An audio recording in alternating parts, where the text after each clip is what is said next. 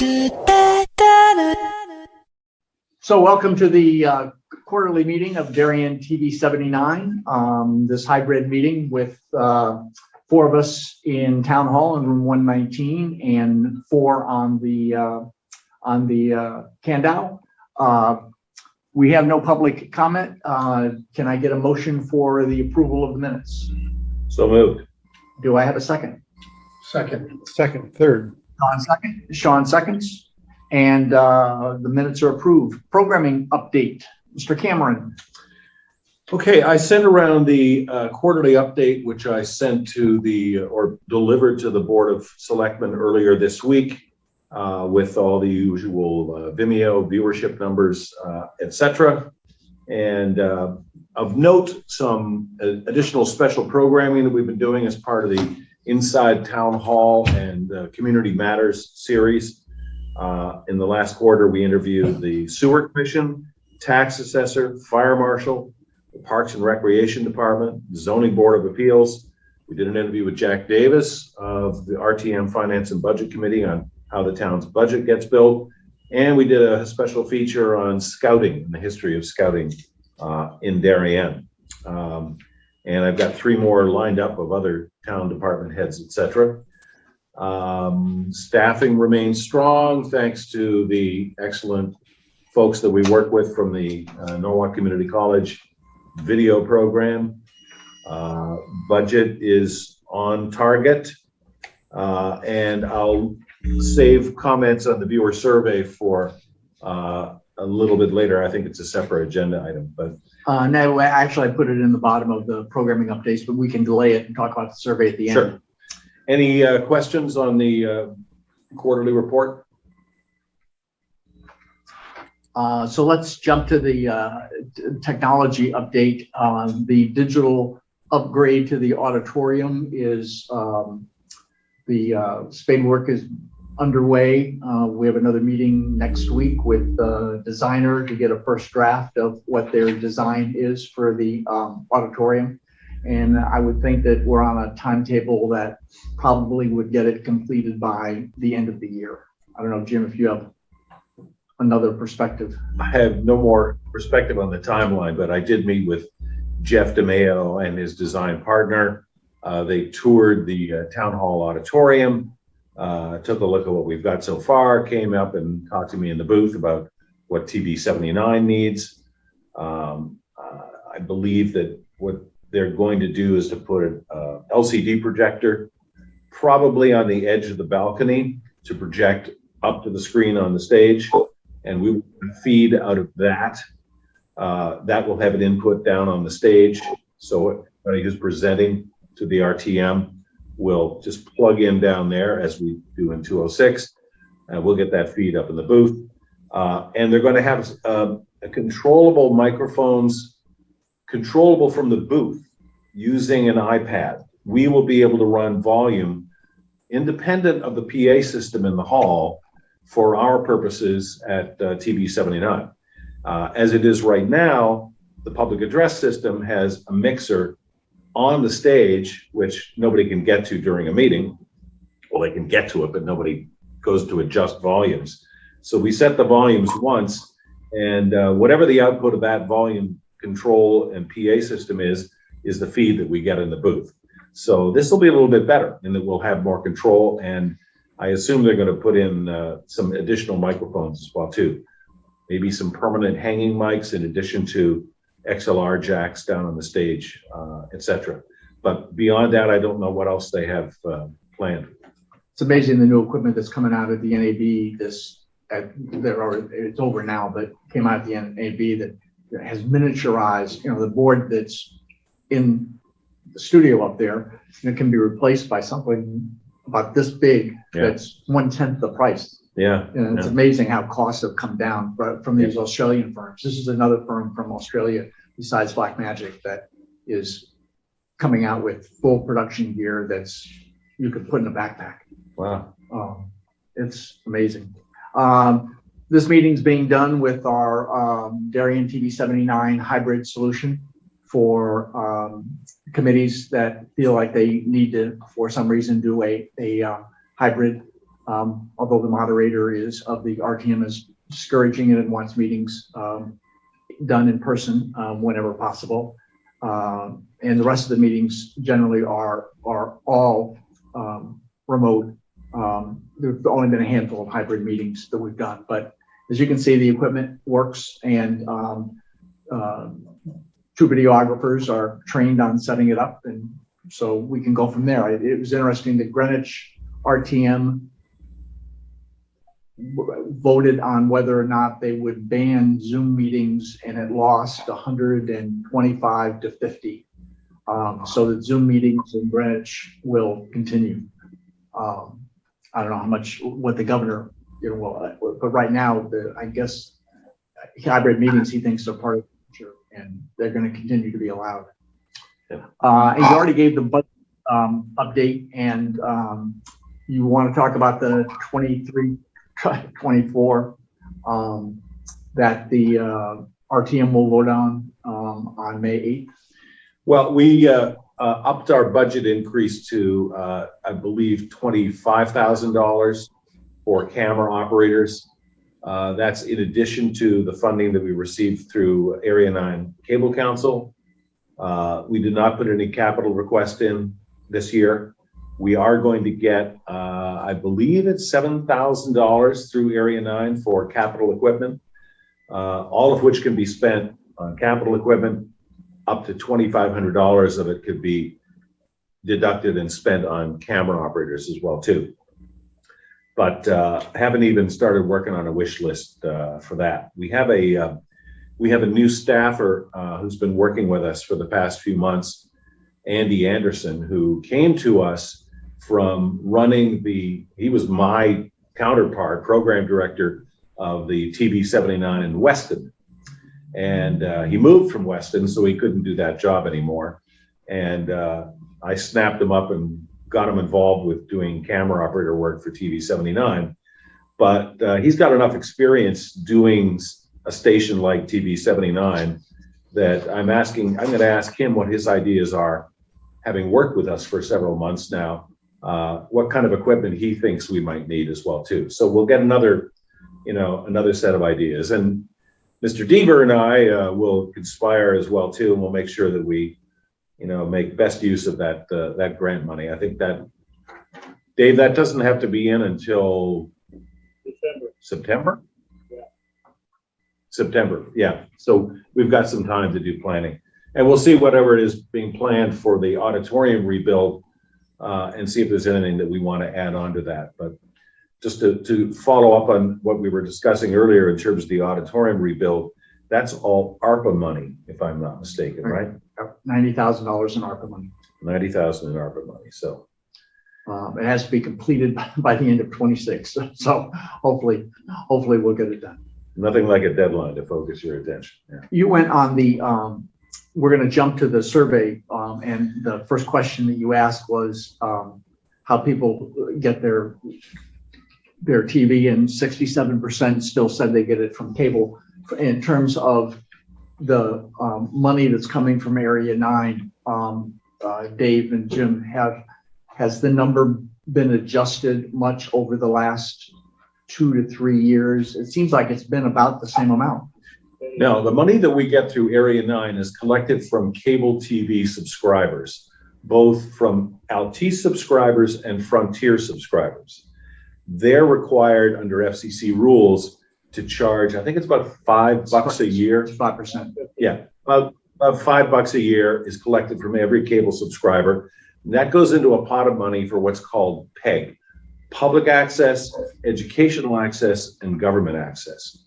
So Altice at least runs its own public access channel, but they give the money for educational and government access to the Area 9 Cable Council.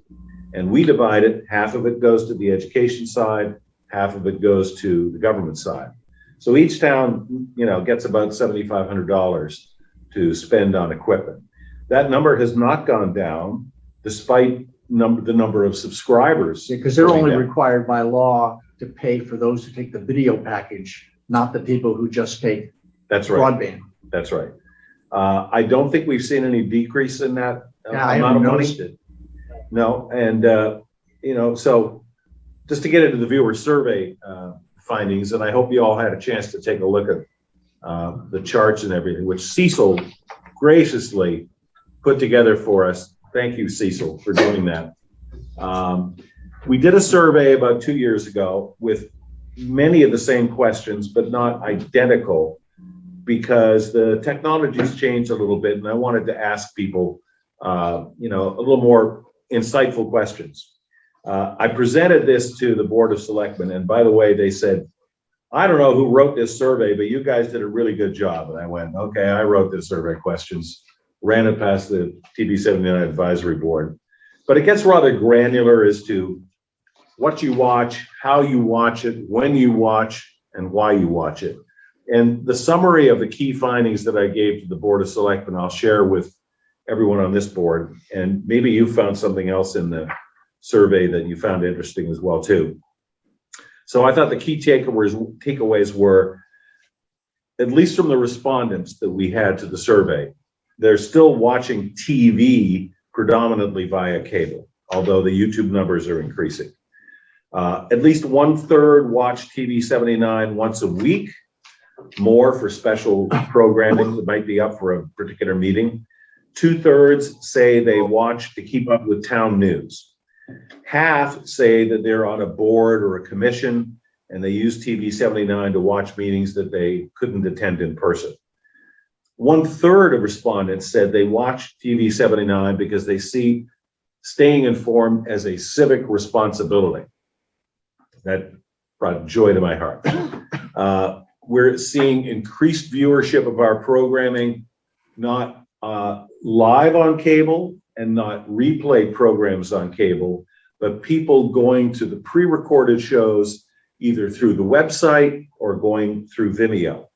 And I think that's what people are finding most, convenient, because they can go to a particular meeting that they wanted to look at. They can go to that part of the meeting that they found interesting. They can fast forward through it. On Vimeo, you can replay at regular speed, plus 20%, plus 50%. So you can whip through a meeting very quickly. When do people watch? Viewership is highest in the evenings. Okay. Highest viewership numbers went to the logical boards: Board of Selectmen, Board of Education, Board of Finance, and Planning and Zoning. And 80% of the people that took the survey said that they already received the program guide or follow us on Twitter. That makes sense because it was the program guide mailing list that I used to send out the solicitation. But you'd also put it on the DMA newsletter because you've got people who responded. Right. Who were not newsletter subscribers. It was in the DMA newsletter. It was in Monica's newsletter. I think Darianite wrote a story about it as well, too. So it was up and available to take for, I think, at least 3 weeks. Now, there were some open-ended comments that were allowed as well, too. And the ones that I highlighted to the Board of Selectmen were, people said, you need better enforcement of the use of microphones. You need to get people to get out of their chair. Sorry, Jack Davis, you're sitting in the back of the room, opining on the budget, but we can't hear you. You're not near a microphone. And I don't think we're going to put a special microphone out for Mr. Davis. He can use the regular ones. They also suggested they would like a better way of searching for meetings by topic to find the things that they're interested in, even maybe a keyword search.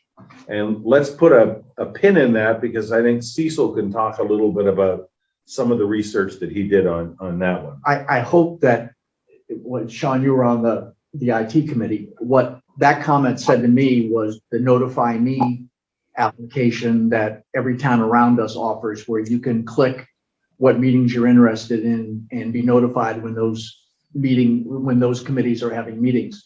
And I know it's gotten the IT committee. I don't know if it was gotten to any level that you were in, any meetings you were about. Not remembering that topic. But it's part of they did sign the contract to redo the website with Civic Plus that does offer that functionality. Hopefully, I think it goes beyond that. It goes beyond warning me that there's a meeting coming up. planning and zoning is going to be, dealing with something. I think they want to be able to go to a already recorded meeting, let's say planning and zoning, or find me meetings that are talking about Weed Beach or Pear Tree Beach reconstruction, or find me meetings where they're discussing solar panels, whatever it is they might be interested in. But I want to come back to that because Cecil, has done a little research on that. Under the comments section, I was not fishing for this, but there were a lot of very positive comments. Love what you're doing, great public service to the town, et cetera, et cetera. There were some ideas that people suggested. One of them was, why not have a live beach cam? Parks and Rec didn't seem too enthusiastic about that idea. I think the boat club tried to put some cameras down at the boat club for security reasons. Then people got a little bent out of shape about that a few years ago. Dave might remember. I like the idea to extend your interviews to nonprofits in town. Well, I'll get to that in just a second. The other idea is tutorials on pedestrian safety. More interviews with town officials. Even though the interviews in the Inside Town Hall and Community Matters series, which I put a lot of work into, scored way down at the bottom of the list of most viewed programs, there was some interest in doing that.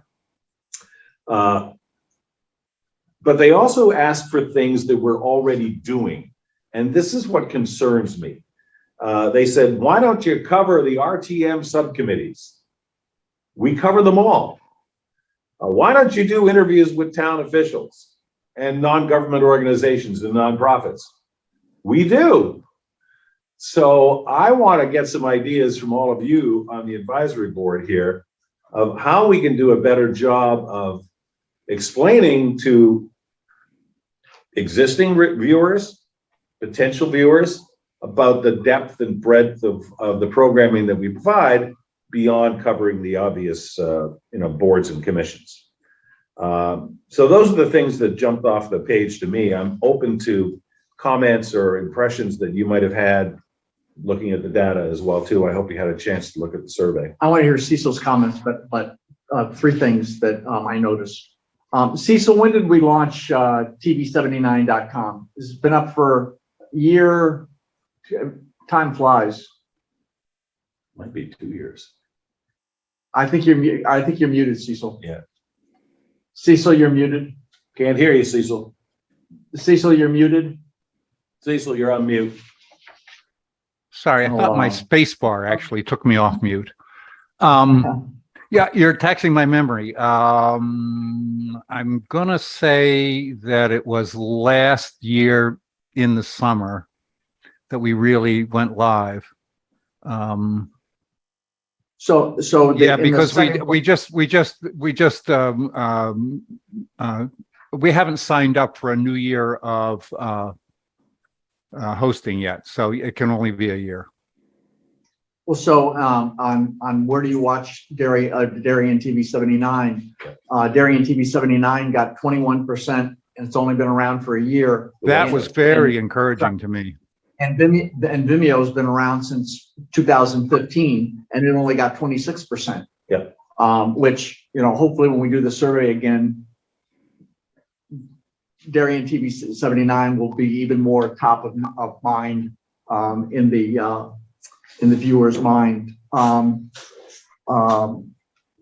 the question on how do you watch programs on TV79, 23% said they replay on YouTube.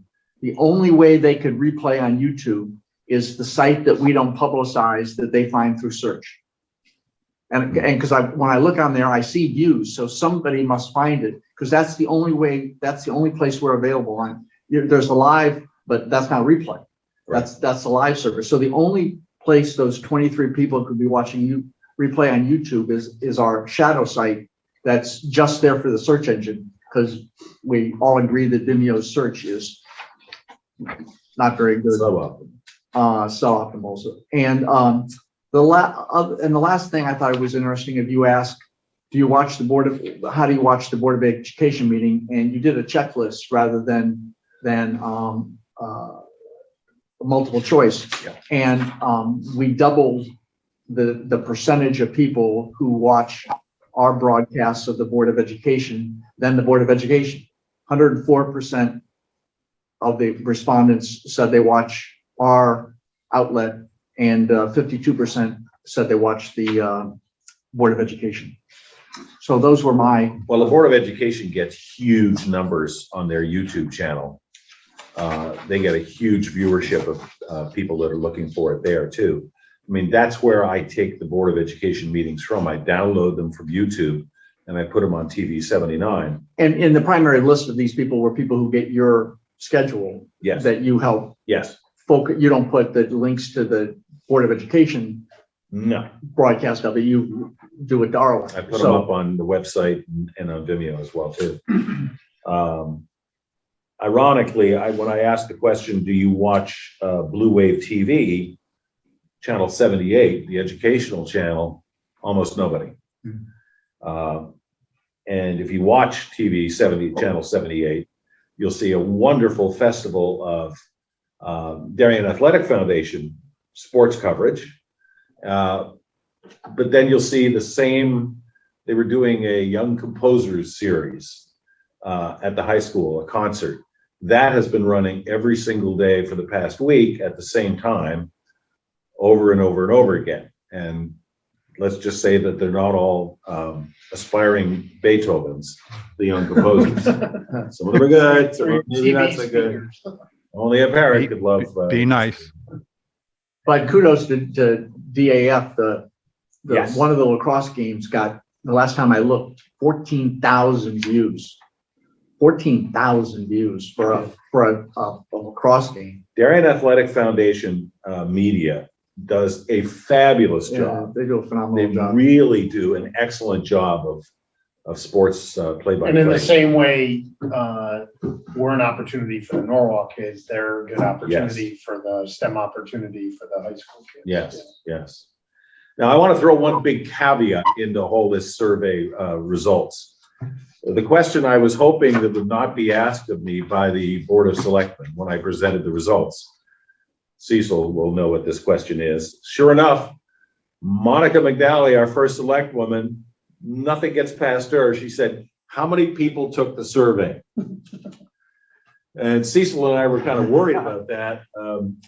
The answer is about 100 people, which is not a great sample size when you send it out to 1,400, maybe, 15 or 1,600 people using our mailing list and the Men's Association and the newspaper, et cetera.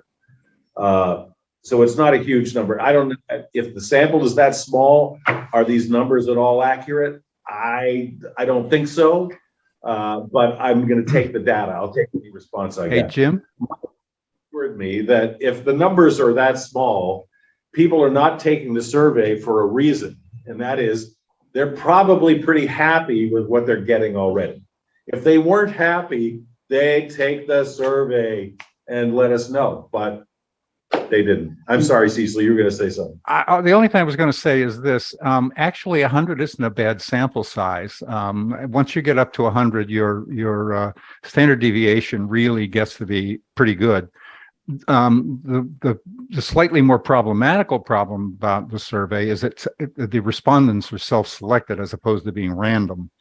And so, you're seeing responses from people who are inherently more interested. I think that would skew the results more than the sample size. Yeah. Did we, and sorry if this is obvious in what was distributed, was there demographic information? No, I didn't ask demographic information this time. Okay. I thought the survey was getting a little long, Yes. so I didn't want to, drill down too much into that. We did that. I think we did ask that 2 years ago. We get some demographic information from Facebook. And that's okay. So that's people watching us through Facebook. And what that tells us is it's predominantly female of, let's say, childbearing years and slightly thereafter. So it's kind of like a bell-shaped curve, young and then middle-aged and then old. Although I've always felt from the feedback I get that a lot of our viewers are older, Yeah. that, you know, they're at home and, you know, they're engaged with, this is their level of engagement with town government. They may not go to a meeting, etc. One person did say, stop televising these meetings live. You're discouraging attendance in person. Okay, that's fair enough, but they can still show up if they wanted to, you know? So if And we have 4 viewers in Kandahar. in Kandahar, yeah. We have 4 viewers. Most are in Fairfield County. Some are viewership was in New York, or, you know, We may need some IP filters. I assume. Well, that's why Cecil is on the case. I'm sure he's That's one of the things I seeing assume how the often our technology website committee is gets going to attacked, right? the technology committee is going to take care of, is that it's we have a secure website rather than a non-secure website. Next year, don't worry, I'm gonna write some auto GPTs to take the survey. We're gonna have millions of responses. Good, good. For what it's worth, by the way, in terms of security, we use a security plugin for the website from a company called WordFence, which is the best of the available security plugins. And we are pretty much under constant attack, mostly from Turkey these days. And, you know, fortunately, that's mostly captured and prevented, or altogether. I run a website for another organization, and it too is constantly under attack. It's really, really dispiriting to see how much bad stuff is going on. Yeah, if you have a WordPress site without WordFence, You're done. It's inoperable. There was, Cecil, there was something else you were going to say about technology? Yeah, maybe Cecil, you were doing some preliminary research on keyword searchability of content. Well, yeah, look, the real thing with keyword searches is that they are only practicable if what you're searching in is text files. Trying to search on the fly in audio files is not something you want to pursue. Which means that in order to do that, we would need to do what is in effect the subtitling operation, and then to feed that into text, and then index that via Google or some such thing like that. And, you know, you could certainly do it. Obviously for that kind of stuff, you know, you can't do it forward looking to meetings that haven't happened yet. But I would think the principal interest there would be in the meetings that have occurred in the past, and people want to research them. That is a much more doable thing than it was even a year ago, and way more doable than it was 2 years ago.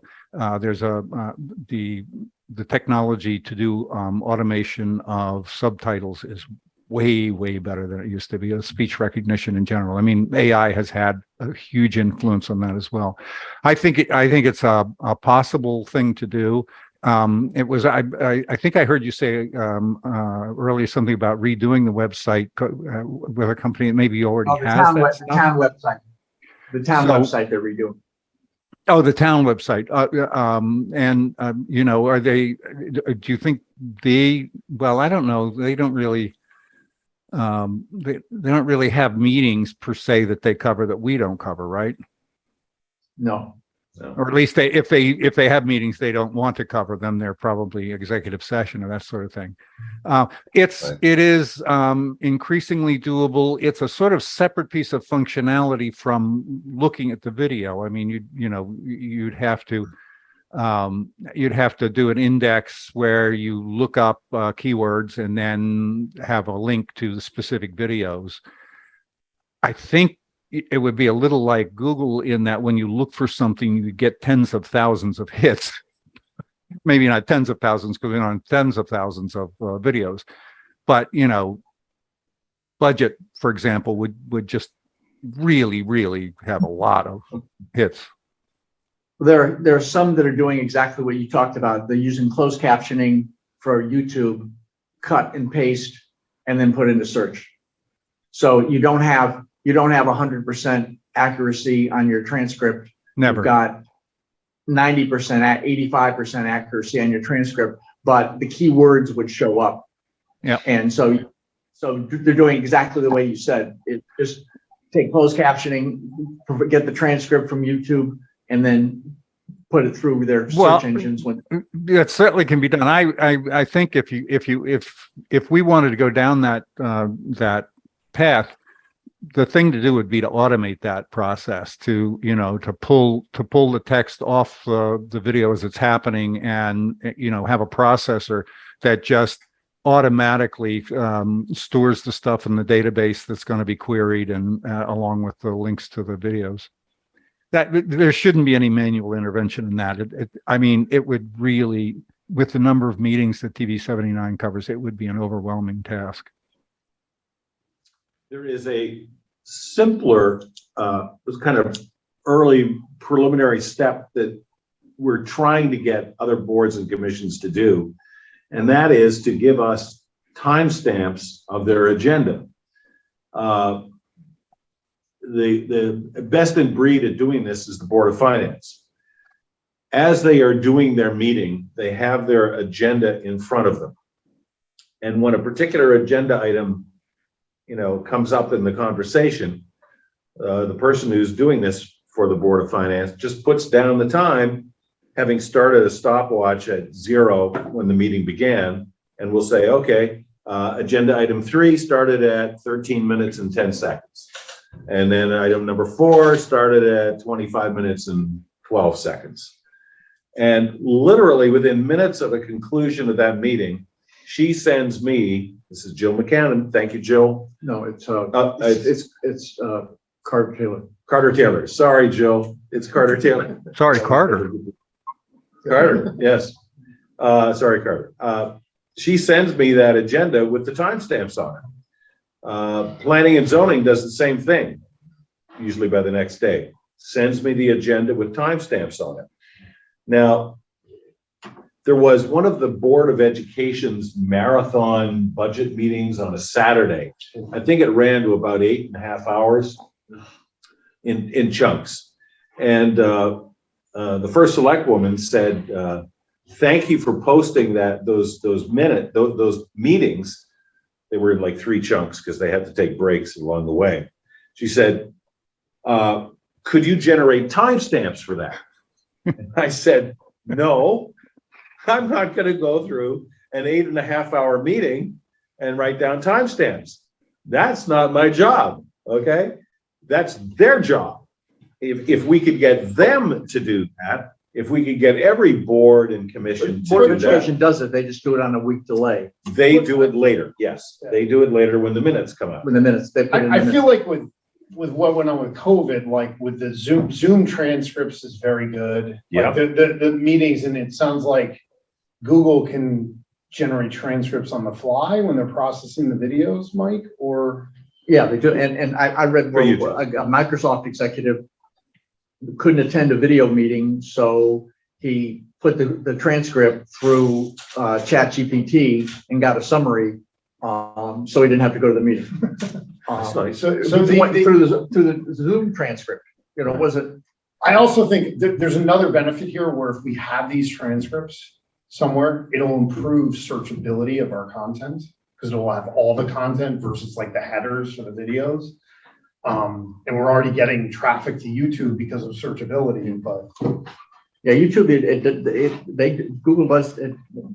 It's not a surprise that how well they. The transcript wouldn't be enough without giving us a hint as to where in the meeting it occurred, time-wise, right? I mean, where in the meeting did they discuss solar panels? Yeah, true. So somebody's going to come up with that functionality. GoToMeeting does transcripts as well too. Zoom does it. YouTube does it. Take the transcript, put timestamps on it, and then find a way of making that searchable in one easy to use but justifiably expensive package that we could become involved with. But in the meantime, I mean, I said to Ms. McNally, our first selectman, why doesn't the Board of Selectmen do timestamps on its meetings? And she did not provide an answer. But I think we should set the example.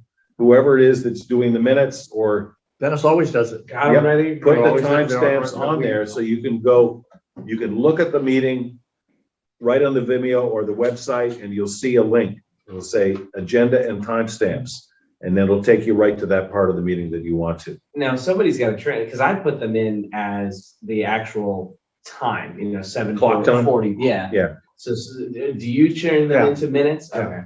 Okay. Yeah. So this is the new business So- discussion that we're having now. So we're gonna moving figure- forward, I'll go with the stopwatch method and Okay. save you a step, Mike. So. Yeah, that's fine. Thank you. That's fine. Any other questions about the survey and the results? As accurate as they may be. One No. thing that I can't find right now, but I feel I remember is somebody really complained about the audio on the Board of Education meetings. Right. I saw that. Have called out a very specific thing. I don't have any comment about that. To be truthful, I don't watch Board of Education meetings, but I will say that hit me with the thought that audio is extremely important in the services we provide. It's better to have good audio than thank you for that noise. That's perfect. Anyway, it's having good audio is literally better than having good video. Yeah, absolutely. Because a lot of people don't watch it. They may just listen to it. I know a lot of people, on the train, if they're coming in for a meeting, they're not sitting there looking at it as much as they're, listening to it.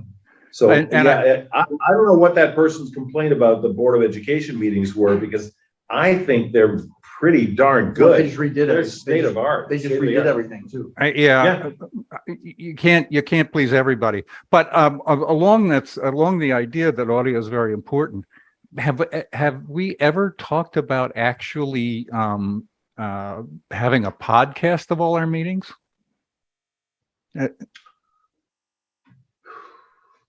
Because No. podcasts, they can be there like the Vimeo, they can be there forever and can be searched.